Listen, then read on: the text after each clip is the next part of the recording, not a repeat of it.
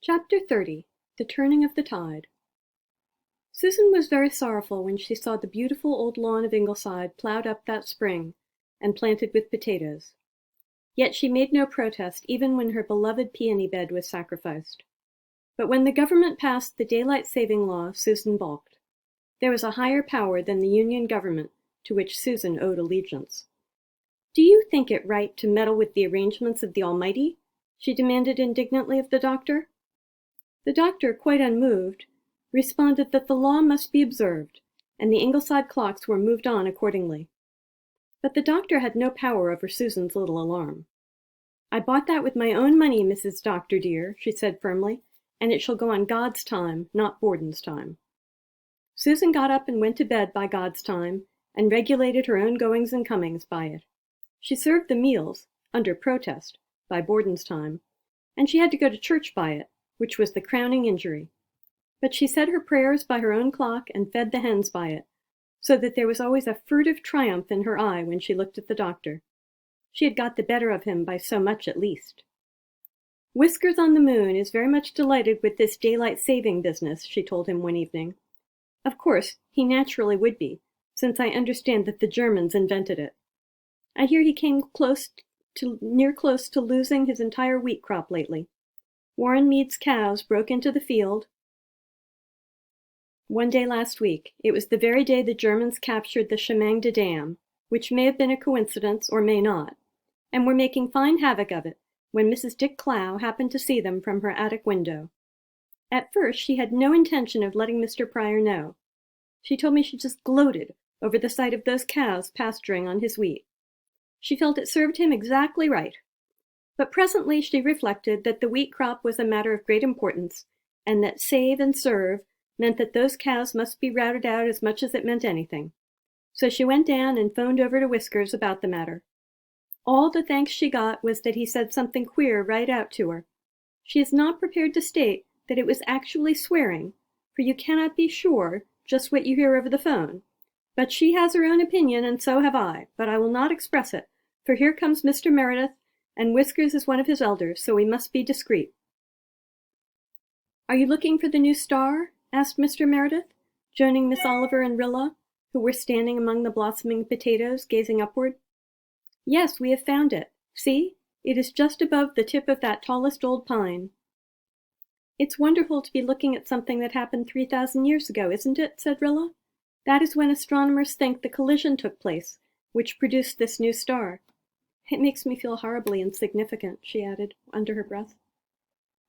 "Even this event cannot dwarf into what may be proper perspective in star systems the fact that the Germans are again only one leap from Paris," said Gertrude restlessly. "I think I would have liked to have been an astronomer," said Mr. Meredith dreamily, gazing at the star. "There must be a strange pleasure in it," agreed Miss Oliver, "an unearthly pleasure, in more senses than one. I would like to have a few astronomers for my friends." "Fancy talking the gossip of the hosts of heaven," laughed Rilla.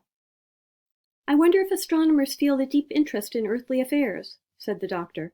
"Perhaps students of the canals of Mars would not be so keenly sensitive to the significance of a few yards of trenches lost or won on the Western Front." "I have read somewhere," said Mr. Meredith, "that Ernest Renan wrote one of his books during the siege of Paris in 1870, and enjoyed the writing of it very much. I suppose we'd call him a philosopher."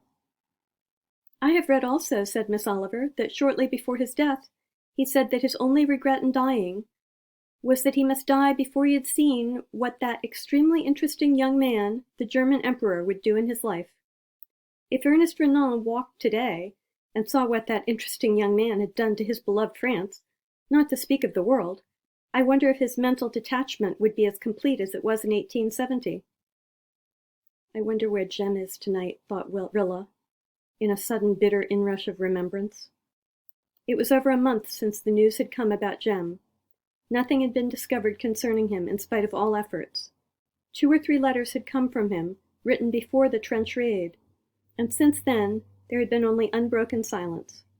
Now the Germans were again at the Marne, pressing nearer and nearer Paris.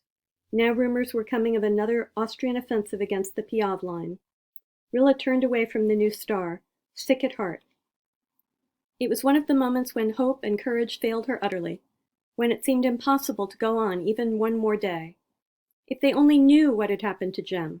You can face anything you know.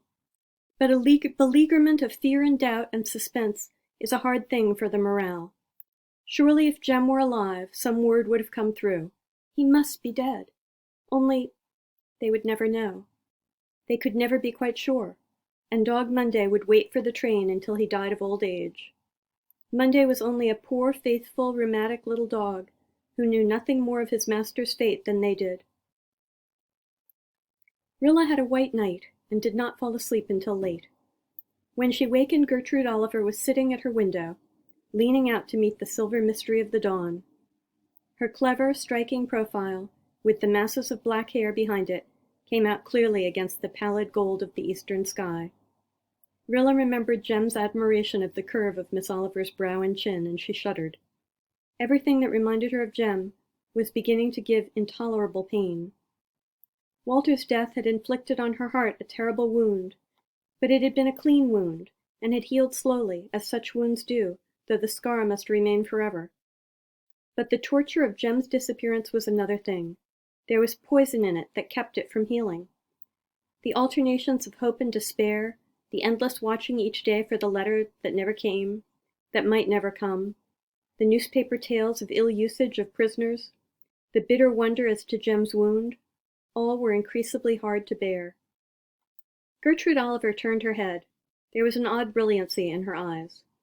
"Rilla, I've had another dream." "Oh, no, no," cried Rilla, shrinking. Miss Oliver's dreams had always foretold coming disaster. "Rilla, it was a good dream. Listen.